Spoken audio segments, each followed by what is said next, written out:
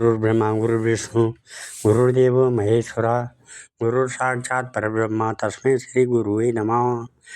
आदो देवकी देवगर्भजननं गोपीगिरिवर्धनं मायापूतन जीवतापहरणं गोवर्धनोद्धरणं कंसच्छेदन कौरवाद्यहननं कुन्तीसुता पालनम् एतत् श्रीमद्भागवतं पुराणकथितं श्रीकृष्णलीलामृतं निगमकल्पतरोर्गलितं फलं शुकमुखाद्रवमृतसंयुतं पिबत भागवतं रसमालया मुहुरहो रसिका भुवि भावुका। भगवान श्री कृष्णचंद्र नारायण जी के चरण कमलों में नतमस्तक होकर के गुरु श्री वेद व्यास जी, गुरु श्री माधवाश्रम जी, गुरु श्री आदि गुरु शंकराचार्य जी, गुरु श्री नारद जी, गुरु श्री सुखदेव जी, गुरु श्री सुध जी के चरणों में नतमस्तक होकर के मैं ये श्रीमद् भागवत महापुराण के एकादश स्कंद माने 11वें स्कंद के 7वें अध्याय को पढ़ने जा रहा हूँ, जिसमें आज का उपाख्यान है अवधूतोपाख्यान। पृथ्वी से लेकर कबूतर तक 8 गुरुओं की कथा। श्री भगवानुवाच यदाथ मां महाभागा तच्चिकीर्षमेव मे ब्रह्म बहु लोकपाल स्वर्वासं मे अभिकाङ्क्षिणा मया निष्पादितं धात्रा देवकार्यामशेषता यदर्थम् अवतीर्णोऽहं शेन ब्रह्मणार्थिना कुलं वेशावनिगत्यं नाक्षुत्वा विग्रह समुद्रो सप्तमे एतां पुरी च प्लाविष्यति या वायं मया त्यक्तो लोकोऽयं नष्टमङ्गलं भविष्यत् परिचरात् साधु फलेनापि निराकृता न वास्तव्यं त्वयैवं मया त्यक्ते महीतले जनो धर्मं विरुचिर्भद्रं भविष्यति खलु युगे त्वं तु सर्वपरित्यज्य स्नेहं स्वजनबन्धुषु मया वेशं मनः सम्यक् समदृग्विचरोत्सर्गं यदिदं मनसा वाचा चक्षुर्यं श्रवणादिभिः नश्वरं गृह्यमाणं च विद्यं माया मनोमयं पुंसो युक्तस्य नानार्थो ब्रह्म स गुणदोषभाग कर्म कर्म विकर्मेति गुणदोषाधियो विदा तस्माद्युक्ते इन्द्रियग्रामो युक्तचित्तम् इदं जगत् आत्मनीक्षस्व वितत् आत्मानं मय्यधीश्वरे ज्ञान विज्ञान संयुक्त आत्मभूत शरीरिणाम् आत्मानो भवतुष्टात्मा नान्तरा एवाभ्यन्यसे दोष बुद्ध्यो भयातीतो निषेधान्न निवर्तते गुणबुद्ध्या च विहितं न करोति यथार्भक सर्वभूता सुरीक्षान्तो ज्ञान विज्ञान निश्चय पश्यन् मदात्मकं विश्वं न विपथ्येत वे पुनः। भगवान श्री कृष्ण ने कहा, महाभाग्यवान उद्धव जी, तुमने मुझसे जो कुछ कहा है मैं वही करना चाहता हूँ। ब्रह्मा शंकर और इंद्रादि लोकपाल भी अब यही चाहते हैं कि मैं उनके लोकों में होकर अपने धाम को चला जाऊँ।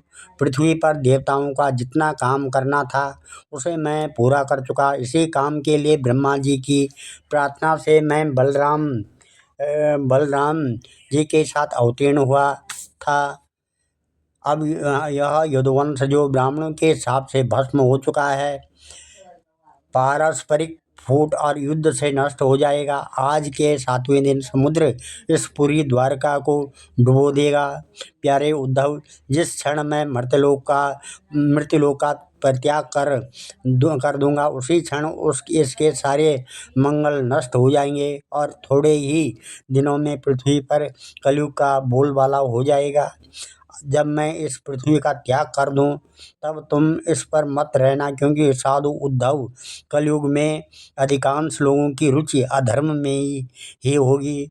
अब तुम अपने आत्मीय स्वजन और बंधु बांधवों का स्नेह संबंध छोड़ दो और अनन्य प्रेम से मुझ में अपना मन लगाकर समदृश्य से पृथ्वी में स्वच्छंद विचरण करो। इस जगत में जो कुछ मन से सोचा जाता है, वाणी से कहा जाता है, नेत्रों से देखा जाता है और श्रवण आदि इंद्रियों से अनुभव किया जाता है, वह सब नाशवान है, सपने की तरह मन का विलास है, इसलिए माया मात्र है, मिथ्या है, ऐसा समझ लो।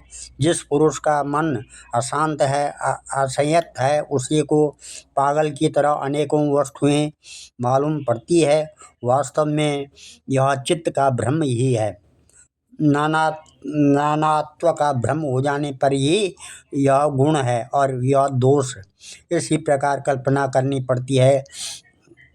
जिसकी बुद्धि में गुण और दोष का भेद बैठ गया, दृढ़ मूल हो गया, उसी के लिए कर्म, अकर्म और विकर्म रूप भेद का प्रतिपादन हुआ है। इसलिए उद्धव, तुम पहले अपने समस्त इंद्रियों को अपने बस में कर लो, उनकी बागडोर अपने हाथ में ले लो और केवल इंद्रियों को ही नहीं, चित्त की समस्त वृत्तियों को भी रोक लो और फिर ऐसा अनुभव करो कि यह सारा जगत अपने आत्मा में ही फैला हुआ है और आत्मा मुझ सर्वात्मा इंद्रियातीत ब्रह्म में एक है, अभिन्न है।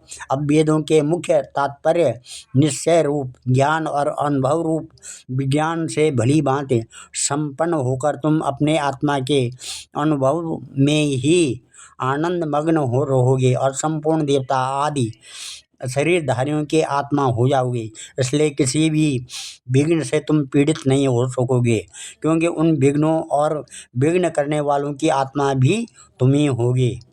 जो पुरुष गुण और दोष बुद्धि से अतीत हो जाता है, वह बालक के समान निषिद्ध कर्म से निवृत्त होता है, परंतु दोष बुद्धि से नहीं।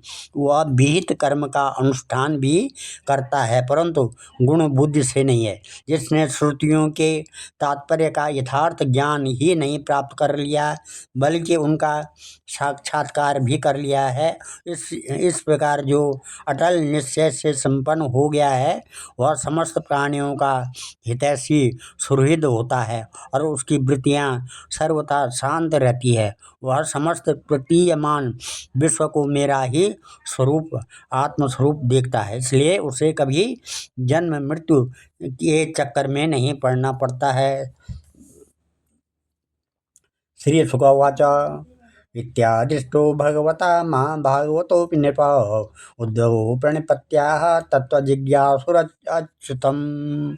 श्री सुखदेव जी कहते हैं, परीक्षित, जब भगवान श्री कृष्ण ने इस प्रकार आदेश दिया तब भगवान के परम प्रेमी उद्धव जी उन्हें प्रणाम करके तत्व ज्ञान की प्राप्ति की इच्छा से यह प्रश्न करते हैं क्या?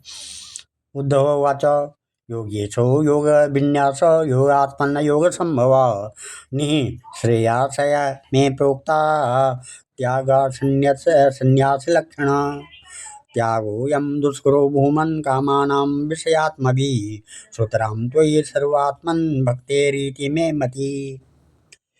श्री उद्धव जी कहते हैं कि उद्धव संसार में भगवान श्री कृष्ण ने कहा, उद्धव, संसार में जो मनुष्य यह जगत क्या है,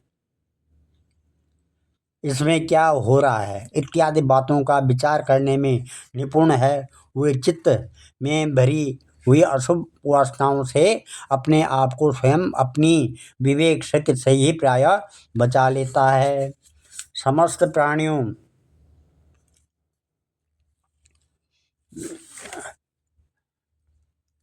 उद्धव जी ने कहा, भगवान आप ही समस्त योगियों के गुप्त पूंजी योगों के कारण और योगेश्वर हैं। आप ही समस्त योगों के आधार, उनके कारण और योग स्वरूप भी हैं। आपने मेरे परम कल्याण के लिए उस संन्यास रूप त्याग का उपदेश किया है, परंतु अनंत जो लोग विषयों के चिंतन और सेवन में घुल मिल गए हैं,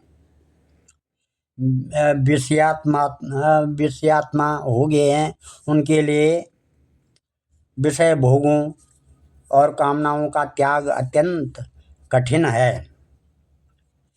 सर्वस्वरूप उनमें भी जो लोग आपसे विमुख हैं उनके लिए तो इस प्रकार का त्याग सर्वथा असंभव ही है, ऐसा मेरा निश्चय है। सोहम महाममाहमिति मूढ़मति विगाढ़ः त्वन्मायया विरचितात्मनि सानुबन्धे तत्त्वाञ्जसा निगदितं भवता यथाहं संसाधयामि भगवन्ननुसादिभृत्यम् सत्यसते स्वदृशम् आत्मन आत्मनोऽयं वक्तारमीश विबुधेष्वपि नानुचक्षे सर्वे विमोहितधियस्तव मायमे ब्रह्मादयस्तनुमृतो वैरर्थभावा तस्माद्भवन्तमनवद्यमनन्तपारं सर्वज्ञमीश्वरमकुण्ठविकुण्ठधिष्ण्यम् निर्विण्णधीरहमुहावृजनाभितप्तो नारायणं नरसकं शरणं प्रपद्ये। प्रभु मैं भी ऐसा ही हूँ। मेरी मति इतनी मूढ़ हो गई है कि यह मैं हूँ, यह मेरा है। इस भाव से मैं आपकी माया के खेल देह और देह के संबंधी स्त्री पुत्र धन आदि में डूब रहा हूँ। अतः भगवान आपने जिस संन्यास का उपदेश किया है उसका तत्व मुझ सेवक को इस प्रकार समझाए कि मैं सुगमता पूर्वक उसका साधन कर सकूं। मेरे प्रभु आप भूत भविष्य और वर्तमान इन तीनों कालों से अबाधित एक रस सत्य हैं। आप दूसरे के द्वारा प्रकाशित नहीं, स्वयं प्रकाश आत्मस्वरूप हैं। प्रभु मैं समझता हूँ कि मेरे लिए आत्म तत्व का उपदेश करने वाला आपके अतिरिक्त देवताओं में भी कोई नहीं है। ब्रह्मा आदि जितने बड़े बड़े देवता हैं वे सब शरीर अभिमानी होने के कारण आपकी माया से मोहित हो रहे हैं। उनकी बुद्धि माया के वश में हो गई है। यही कारण है कि वे इंद्रियों से अनुभव किए जाने वाले ब्रह्म विषयों का सत्य मानते हैं। इसलिए मुझे तो आप ही उपदेश कीजिए। भगवान इसी से चारों ओर से दुखों की दावाग्नि से जलकर और विरक्त होकर मैं आपके शरण में आया हूँ। आप निर्दोष देश काल से अपरिच्छिन्न सर्वज्ञ सर्वशक्तिमान और अविनाशी वैकुंठ लोक के निवासी एवं नरक के नित्य सखा नारायण हैं। अतः आप ही मुझे उपदेश कीजिए। भगवान श्री कृष्ण ने कहा, उद्धव संसार में जो मनुष्य यह जगत है इसमें क्या हो रहा है, इस प्रकार से श्री भगवान वाचा प्रायेण मनुजा लोके लोकतत्त्व विचक्षण समुद्धरन्ते आत्मानम् आत्मनैवाशुभाशयात् आत्मनो गुरुरात्मैव पुरुषस्य विशेषतः यत् प्रतीक्षानुमानाभ्यं श्रेयो सावन विन्दते पुरुषत्वे च मां धीरं साख्ययोगा विशारदा अविस्तरां प्रविशन्ति सर्वशक्त्युपप्रणीतम् एकदुचित्रचतुष्पादे बहुपादास्तथा पदा बहुवसन्ति पूर्वसृष्टा तासां मे पौरुषी प्रिया अत्र मां मार्गयच्छद्वा युक्ता हेतु विरसति गृह्यमाणैर्गुणे लिङ्गैर्ग्राह्यमाणो मानता अत्राप्युदाहरन्ति माम् इतिहासं पुरातनम् अवधूतस्य संवादं विदोदरं मितमित्येषा अवधूतं द्विजं किञ्चित् चरन्तं मुक्तो भयं कविं निरीक्ष्य तरुणं यदुपप्रच्छ धर्मवित्। श्री कृष्ण भगवान ने कहा, उद्धव जी संसार में जो मनुष्य यह जगत क्या है, इसमें क्या हो रहा है इत्यादि बातों का विचार करने में निपुण है, वे चित्त में भरी हुई अशुभ वासनाओं से परे अपने आप को स्वयं अपनी विवेक शक्ति से ही प्रायः बचा लेता है। समस्त प्राणियों का, विशेषकर मनुष्य का आत्मा अपने हित और अहित का उपदेश गुरु है, क्योंकि मनुष्य अपने प्रत्यक्ष अनुभव और अनुमान के द्वारा अपने हित अहित का निर्णय करने में पूर्णतः समर्थ है। सांख्य योग विशारद धीर पुरुष इस मनुष्य योनि में इंद्रिय शक्ति, मनोशक्ति आदि के आश्रयभूत मुझ आत्म तत्व को पूर्णतः प्रकट रूप से साक्षात्कार कर लेते हैं। मैंने एक पैर वाले, दो पैर वाले, तीन पैर वाले, चार पैर वाले, चार से अधिक पैर वाले और बिना पैर के इत्यादि अनेक प्रकार के शरीरों का निर्माण किया है। उनमें मुझे सबसे अधिक प्रिय मनुष्य का ही शरीर है। इस मनुष्य शरीर में एकाग्र चित्त, तीक्ष्ण बुद्धि, पुरुष बुद्धि आदि ग्रहण किए जाने वाली हेतुओं में से जिनसे कि अनुमान भी होता है। अनुमान भी आग्रह अर्थात अहंकार आदि विषयों से भिन्न मुझ सर्वप्रवर्तक ईश्वर को साक्षात अनुभव करते हैं। इस विषय में महात्मा लोग एक प्राचीन इतिहास कहा करते हैं। यह इतिहास परम तेजस्वी अवधूत दत्तात्रेय और राजा युद्ध के संवाद के रूप में है। एक बार धर्म के मर्मज्ञ राजा युद्ध ने देखा कि एक त्रिकालदर्शी तरुण अवधूत ब्राह्मण निर्भय विचर रहे हैं। तब उन्होंने उनसे यह प्रश्न किया। राजा युद्ध ने पूछा, यदुर्वाच कुतो बुद्धिरियं ब्रह्मन् कर्तु सुविशारदा यमासाद्यावहं लोकं विद्वाचरते बालवत् प्रायो धर्मार्थकामेषु विवित्सायां च मानवा हेतुनेव समीहन्ते आयुषो यशसा श्रिया त्वं तु कल्पकविर्दक्ष सुभगो अमृतभाषणो न कर्ता अन्येषे किञ्चित् जडो न्वामते पिशाचवत् जनेषु दयमानेषु कामलोभादवाग्निना न तप्यासे अग्निना मुक्तो गङ्गाव्यास्तैवद्विपा त्वं हि न पृच्छतां ब्रह्मन् आत्मानाम् आनन्दकारणं ब्रूहि स्पर्शविहीनस्य भवतो केवलात्मनः।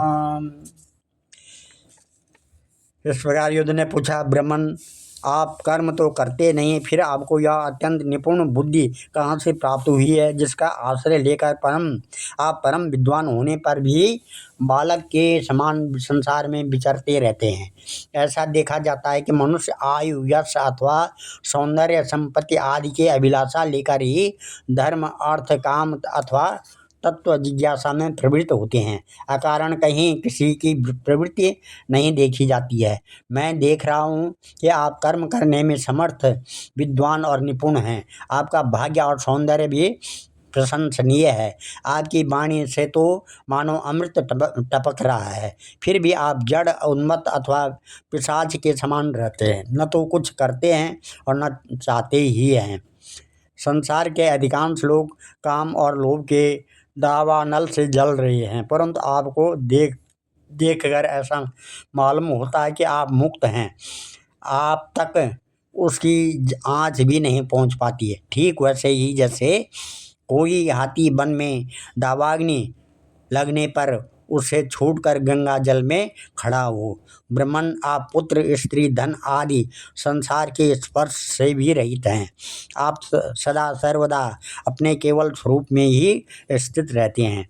हम आपसे यह पूछना चाहते हैं कि आपको अपने आत्मा में ही ऐसे अनिर्वचनीय आनंद का अनुभव कैसे होता है। आप कृपा करके अवश्य बतलाइए। श्री कृष्ण ने कहा, यदुनैवं महाभागो ब्रह्मण्येव सुमेधसा पृष्ठम सभाजता प्राह प्रसयावनतम द्विजा।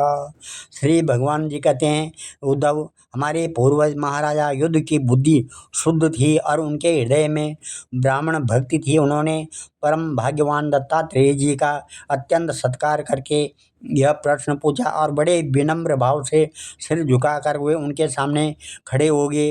अब दत्तात्रेय जी ने कहा, ब्राह्मणोवाच सन्ति मे गुरुवो राजन् बहवो बुद्ध्यपाश्रिता यतो बुद्धि उपादाय मुक्तो अट्टामेय तक्षणो पृथ्वी वायु आकाशम् आपो अग्निश्चन्द्रमा रवि कपोतो अजगर सिन्धु पतंगो मधुकृतगजा मधुहा हरिणो मीन पिंगला कुरुरोर्वका कुमारी सर्कृत सर्प ऊर्णनाभि सुपेशकृत एते मे गुरु राजश्चतुर्विंशतिराश्रिता शिक्षावृत्तिभिरेतेषां मन्वा शिक्षा म्यहात्मनः यतो यदनु शिक्षामि यथा वा नावसात्मजा ततथा पुरुषा व्याघ्रा निबोध कथयामि ते भूतेराक्रम्यमाणोऽपि धीरो देववासुग तद्विद्वान् चलेन् मार्गं धर्मशिक्षं क्षिते व्रतं शश्वत्परार्थसंवेद परार्थे कान्तसंभव साधु शिक्षेत भूभृत्व नागशिष्यो परमात्मतां प्राणमृत्येव सन्तोषेन् मुनिनेवेन्द्रिय प्रिये ज्ञानं यथा नश्येत नावकीर्तेत वाङ्मना विषयेष्वाविसंयोगी नानाधर्मेषु सर्वथा गुणदोषाविपेतात्मा न विषेजेत वायुव्रता पार्थिवसेव देहेषु प्रविष्टा तदगुणाश्रया गुणेन युज्यते योगी गन्धे वायुर्वात्मनिदृक्। इस प्रकार से ब्राह्मण ने कहा कि राजन, मैंने अपनी बुद्धि से बहुत से गुरुओं का आश्रय लिया है। उनमें शिक्षा ग्रहण करके मैं इस जगत में मुक्त भाव से स्वच्छंद विचरता हूँ। तुम उन गुरुओं के नाम और उनसे ग्रहण की हुई शिक्षा सुनो।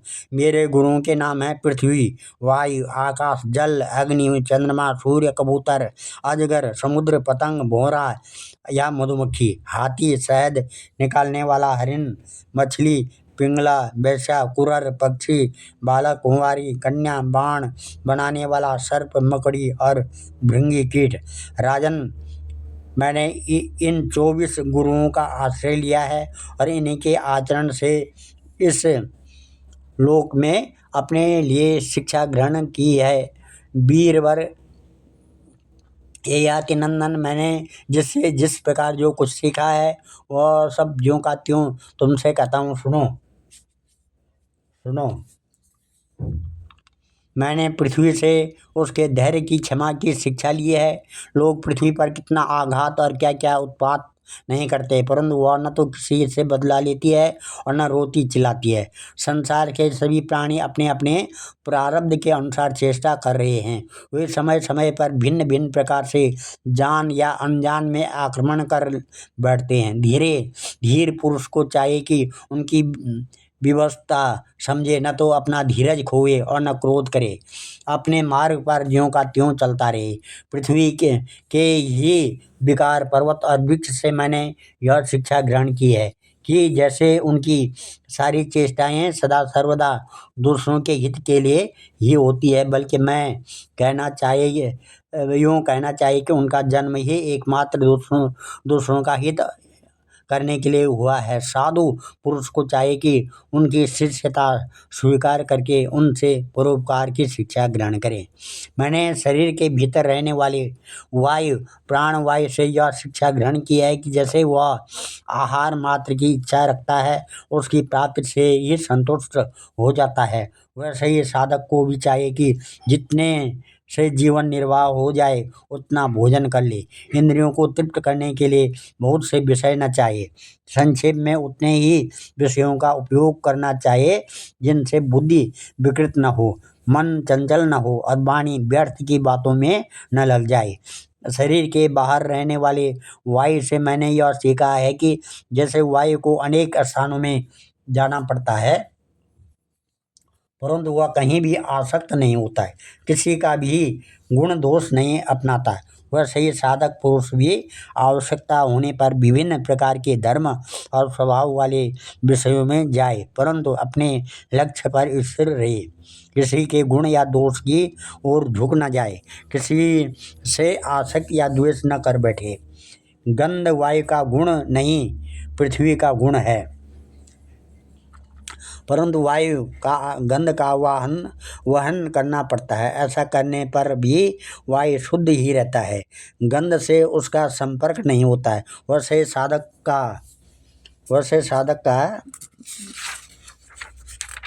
जब तक इस पार्थिव शरीर से संबंध है तब तक उसे इसकी व्याधि पीड़ा और भूख प्यास आदि का भी वहन करना पड़ता है। परंतु अपने को शरीर नहीं आत्मा के रूप में देखने वाला साधक शरीर और गुण उसके गुण को आश्रय होने पर भी उनसे सर्वथा निर्लिप्त रहता है। अंतर्हितस्य स्थिरंगजंगमेषु ब्रह्मात्मा भावेन समत्वेन व्याप्तव्यवच्छेदमसंग आत्मनो मुनिर्नभस्तं विततस्य भावेत। मैंने चंद्रमा से यह शिक्षा भाव ये मैंने इस प्रकार से राजन जितने भी घट मठ आदि पदार्थ हैं वे चाहे चल हों या अचल, उनके कारण भिन्न भिन्न प्रतीत होने पर भी वास्तव में आकाश एक और अपरिच्छिन्न अखंड ही है। वैसे ही चर अचर जितने भी सूक्ष्म स्थूल शरीर हैं उनमें आत्मस्वरूप रूप सर्वत्र स्थित होने के कारण ब्रह्म सभी में है। साधक को चाहिए कि सूत के मणियों में व्याप्त सूत के समान आत्मा को अखंड और असंग रूप से देखे। वह इतना विस्तृत है कि उसकी तुलना कुछ आकाश से ही की जा सकती है। इसलिए साधक को आत्मा की आकाश रूपता की भावना करनी चाहिए। तेजो वयन मय भावमेदा देवे वायु नेते स्पृशस्य नभत्तस्वत् कालसृष्टे गुणे पुमान् स्वच्छ प्रकृतः स्निग्धो। आग लगती है, पानी बरसता है, अन्न आदि पैदा होते हैं और नष्ट होते हैं। वायु की प्रेरणा से बादल आदि आते हैं चले जाते हैं।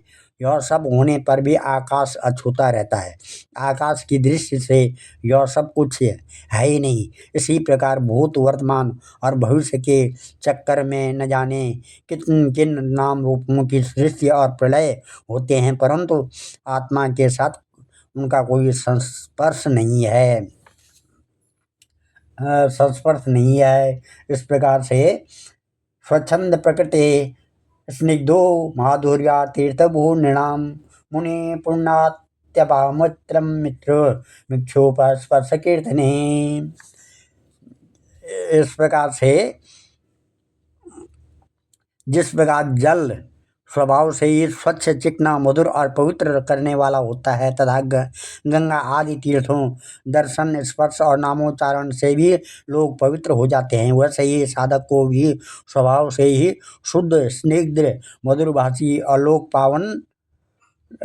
पावन होना चाहिए। जल से शिक्षा ग्रहण करने वाला अपने दर्शन स्पर्श और नामोच्चारण से लोगों को पवित्र कर देता है।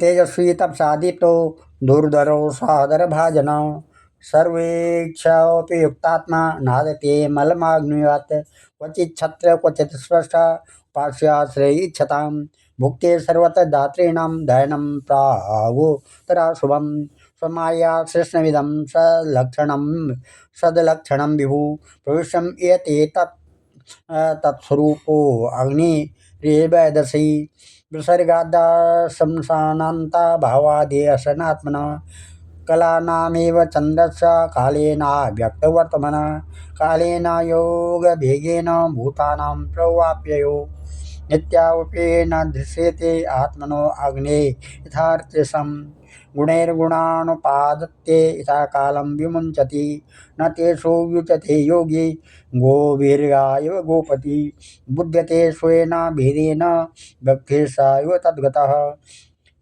लक्ष्यते स्थूलमतेभिरात्मा चावस्थितो अर्कवत् न ते स्नेहं प्रसंगो वा कर्तव्या क्वापि नो केनचित् कुर्वन् विन्देतं सत्पापं कपोतायु दीनदी कपोत कस्वनारण्य कृतनीडो वनस्पतो कपोत्या भार्या साधुर्वासो कतिचित् समा कपोतो स्नेहगुणत्ये हृदयो गृहधर्मिणो दृष्टे दृश्यङ्गामङ्गेन बुद्धिं बुद्ध्या भवन्दतु शय्यासनाटनस्थान वार्ता क्रीडासनादिकं मिथुने भूय विश्रब्दो चेरतुर्वनराजसौ यं यं वाञ्छन्ति सा राजन् तपर्यन्तानुकम्पिता तं तं शमनयत्कामं यत्कृच्छ्रेणाप्यजितेन्द्रिय कपोते प्रथमं गर्भ गृह्यते काल आगते अण्डाने सुषुवे नीडे स्वपत्यो सन्निधो सति तेषु काले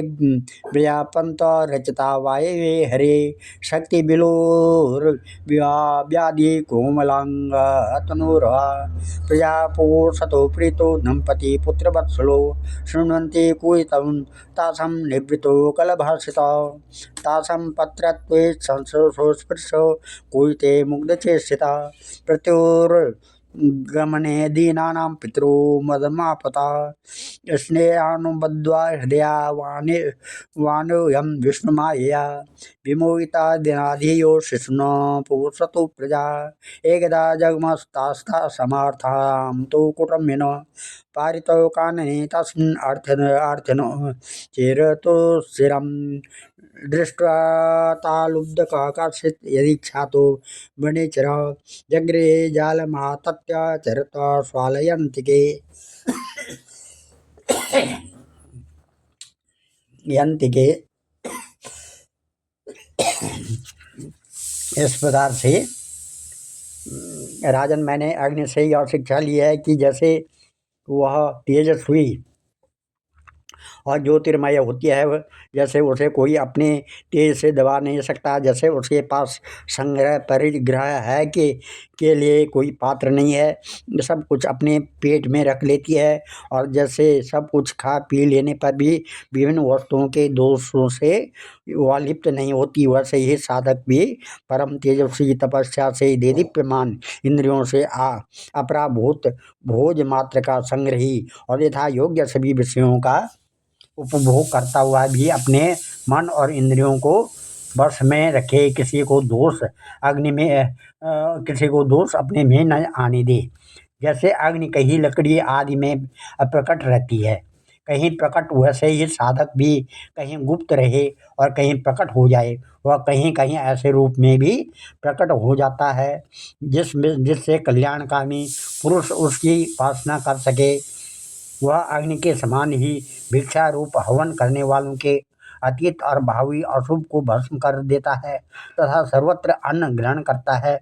साधक पुरुष को इसका विचार करना चाहिए कि जैसे अग्नि लंबी चौड़ी टेढ़ी सीधी लकड़ियों में रहकर उनके समान ये सीधी टेढ़ी या लंबी चौड़ी दिखाई पड़ती है, वास्तव में वह वैसी है नहीं है। वैसी ही सर्वव्यापक आत्मा भी अपनी माया से रचे हुए कार्य कारण रूप जगत में व्याप्त होने के कारण उन वस्तुओं के नाम रूप से कोई संबंध न होने पर भी उनके रूप में प्रतीत होने लगता है। मैंने चंद्रमा से यह शिक्षा ग्रहण की है कि यद्यपि जिसकी गति नहीं जानी जा सकती है, उस काल के प्रभावों से चंद्रमा की कलाएं घटती बढ़ती रहती है, तथापि चंद्रमा तो चंद्रमा ही है, वह न घटता है न बढ़ता ही है। वैसे ही जन्म से लेकर मृत्यु पर्यंत जितनी ही भी अवस्थाएं हैं, सब शरीर की आत्मा से उनका कोई भी संबंध नहीं है। जैसे आग की लपट अथवा दीपक की लो क्षण क्षण में उत्पन्न हो और नष्ट होती रहती है, उनका यह क्रम निरंतर चलता रहता है परंतु दिख नहीं पड़ता है। वैसे ही जल प्रवाह के समान वेगवान काल के द्वारा क्षण क्षण में प्राणियों के शरीर की उत्पत्ति और विनाश होता रहता है, परंतु अज्ञानवश वह दिखाई नहीं पड़ता है। राजन, मैंने सूर्य से यह शिक्षा ग्रहण की है कि जैसे वे अपनी किरणों से पृथ्वी का जल खींचते हैं, समय पर उसे वर्षा देते हैं, वैसे ही योगी पुरुष इंद्रियों के द्वारा समय पर विषयों का ग्रहण करता है और समय आने पर उनका त्याग, उनका दान भी कर देता है। किसी भी समय उसे इंद्रिय किसी भी विषय में आसक्ति नहीं होती है। स्थूल बुद्धि पुरुषों को जल के विभिन्न पात्रों में प्रतिबिंबित हुआ सूर्य उन्हीं में प्रविष्ट सा होकर भिन्न भिन्न दिखाई पड़ता है, परंतु इससे स्वरूपतः सूर्य अनेक नहीं हो जाता है। वैसे ही जल उपाधि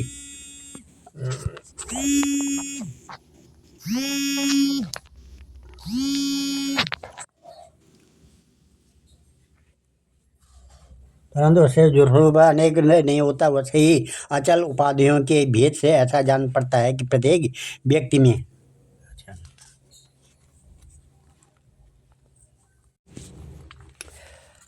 अचल और वैसे ही चल अचल उपाधियों भेद से ऐसा जान पड़ता है कि प्रत्येक व्यक्ति में आत्मा अलग अलग है, परंतु जिनको ऐसा मालूम होता है उनकी बुद्धि मोटी है। अमल बात यह है कि आत्मा सूर्य के समान एक ही है, स्वरूपतः उनमें उसमें कोई भेद नहीं है। राजन, कहीं किसी के साथ अत्यंत स्नेह अथवा आसक्ति न करनी चाहिए, अन्यथा उसकी बुद्धि अपना स्वातंत्र्य खोकर दीन हो जाएगी और उसे कबूतर की तरह अत्यंत क्लेश उठाना पड़ेगा। राजन, किसी जंगल में एक कबूतर रहता था। उसने एक पेड़ पर अपना घोंसला बना रखा था। अपनी मादा कबूतरी के साथ वह कई वर्षों तक उसी घोंसले में रहा। उस कबूतर के जोड़े के हृदय में निरंतर या दूसरे के प्रति स्नेह की बुद्धि होती जाती थी। वे गृहस्थ धर्म में इतना आसक्त हो गए थे कि उन्होंने एक दूसरे की दृष्टि अंग से अंग और बुद्धि से बुद्धि को बांध रखा था। उनका एक दूसरे पर इतना विश्वास हो गया था कि वे निशंक होकर वहाँ की वृक्षावली में एक साथ सोते बैठते, घूमते फिरते, ठहरते, बातचीत करते, खेलते और खाते पीते थे। राजन, कबूतरी पर कबूतर का इतना प्रेम था कि वह जो कुछ चाहती, कबूतर बड़े से बड़ा कष्ट उठाकर उसकी कामना पूर्ण करता है। वह कबूतरी भी अपने आकामुक पति की कामनाएं पूर्ण करती है। समय आने पर कबूतरी को पहला गर्व रहा। उसने अपने पति के पास ही घोंसले में अंडे दिए। भगवान की अचिंत्य शक्ति से समय आने पर वे अंडे फूट गए और उनमें से हाथ पैर वाले बच्चे निकल आए। उनका एक एक अंग और रोएं अत्यंत कोमल थे। अब उन कबूतर कबूतरी की आंखें अपने बच्चों पर लग गई। वे बड़े प्रेम और आनंद से अपने बच्चों का लालन पालन कर लाड प्यार करते और उनकी मीठी बोली, उनकी गुटर गूं सुन सुनकर आनंद मग्न हो जाते। बच्चे तो सदा सर्वदा प्रसन्न रहते ही हैं। वे जब अपने सुकुमार पंखों से माँ बाप का स्पर्श करते, गूंजते, भोली भाली चेष्टाएं करते और फुदक फुदक कर अपने माँ बाप के पास दौड़ आते, तब कबूतर कबूतरी आनंद मग्न हो जाते। राजन, सच पूछो तो कबूतर कबूतरी भगवान की माया से मोहित हो रहे थे। उनका हृदय एक दूसरे के स्नेह बंधन से बंध रहा था। वे अपने नन्हे नन्हे बच्चों के पालन पोषण में इतने व्यग्र रहते थे कि उन्हें दीन दुनिया, लोक परलोक की याद ही नहीं आती। एक दिन दोनों नर मादा अपने बच्चों के लिए चारा लाने जंगल में गए थे, क्योंकि अब उनका कुटुंब बहुत बढ़ गया था। वे चारों के लिए चिरकाल जंगल में चारों ओर विचरते रहे। इधर एक बहेलिया घूमता घूमता संयोगवश उनके घोंसले की ओर आ निकला। उसने देखा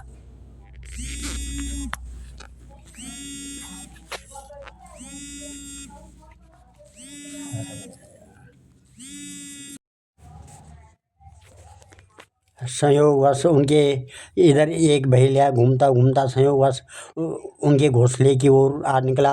उसने देखा कि घोंसले के आसपास कबूतर के बच्चे फुदक रहे हैं। उसने जाल फैलाकर पकड़ लिया।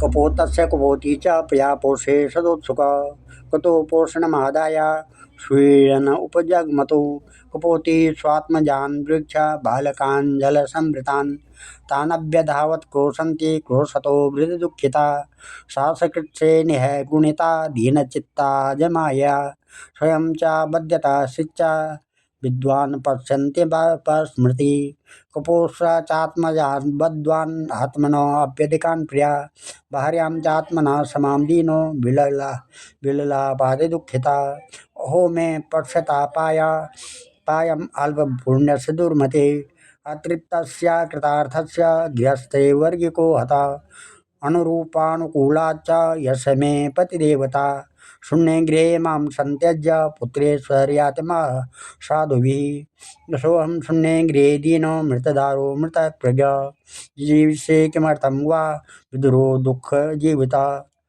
तास्तथैवावृताक्षीर्भिर्मृत्युग्रस्तात् विचेष्टिता स्वयं च कृपणासि शिक्षा प्रसन्नाप्याबुदोपतत् तं लब्ध्वा लुब्धका क्रूरा कपोतं गृहमेदिनं कपोतकान् कपोतीं च सिद्धार्थं प्रयोग्यम् एवं कुटुम्बशान्तात्मा द्वन्द्वरामा पतत्वेत् पूष्णन् कुटुम्बं कृपणं सानुबन्धो वसीदति यः प्राप्य मानुषं लोकं मुक्तिद्वारमपावृतं गृहेषु खगवत् शक्तस्तमारूढच्युतं विदुः। कबूतर कबूतरी बच्चों को खिलाने पिलाने के लिए हर समय उत्सुक रहा करते थे। अब वे चारा लेकर अपने घोंसले के पास आए। कबूतरी ने देखा उसके नन्हे नन्हे बच्चे उनके हृदय के टुकड़े जाल में फंसे हुए हैं और दुख से चें चें कर रहे हैं। उन्हें ऐसी स्थिति में देखकर कबूतरी के दुख की सीमा न रही। वह रोती चिल्लाती उनके पास दौड़ गई। भगवान की माया से उनका चित्त अत्यंत दीन दुखी हो रहा था। वह उमड़ते हुए स्नेह की रस्सी से जकड़ी हुई थी। अपने बच्चों को जाल में फंसा देकर उसे अपने शरीर की भी सुध बुध न रही और वह स्वयं ही जाकर जाल में फंस गई।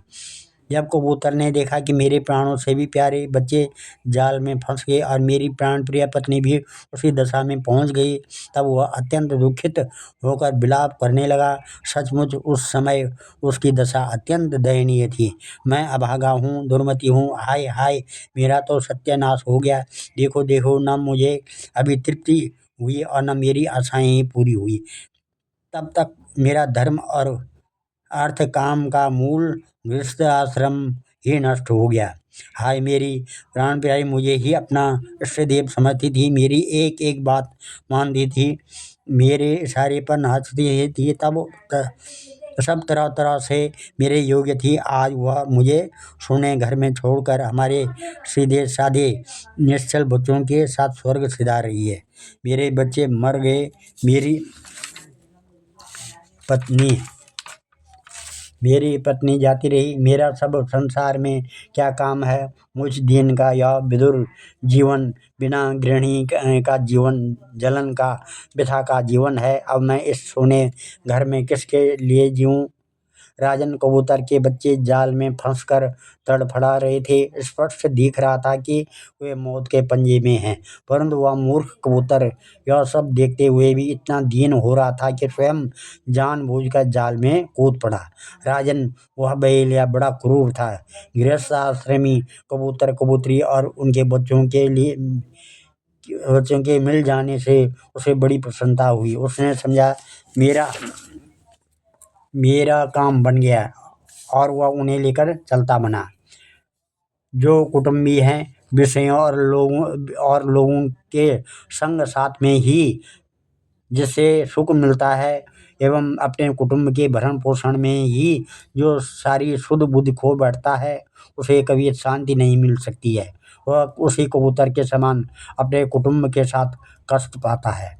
यह मनुष्य शरीर मुक्ति का खुला हुआ द्वार है। इसे पाकर भी जो कबूतर की तरह अपने घर गृहस्थी में ही फंसा हुआ है, वह बहुत ऊंचे तक चढ़कर गिर रहा है। शास्त्र की भाषा में यह आरूढ़ चित्त है। आज हम इस कथा को यहीं पर विराम देते हैं। कल 11वें स्कंद का 8वां अध्याय शुरू करेंगे। ॐ नमो ध्येयं सदा परिभवग्नमभीष्टदोहं तीर्थात्पदं शिवविरञ्चनुतं शरण्यं भृत्यातिहं प्रणतपालभवाब्धिपूतं वन्दे महापुरुषते चरणारविन्दम्।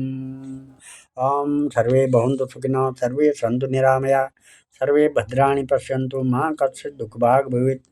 धन्यवाद।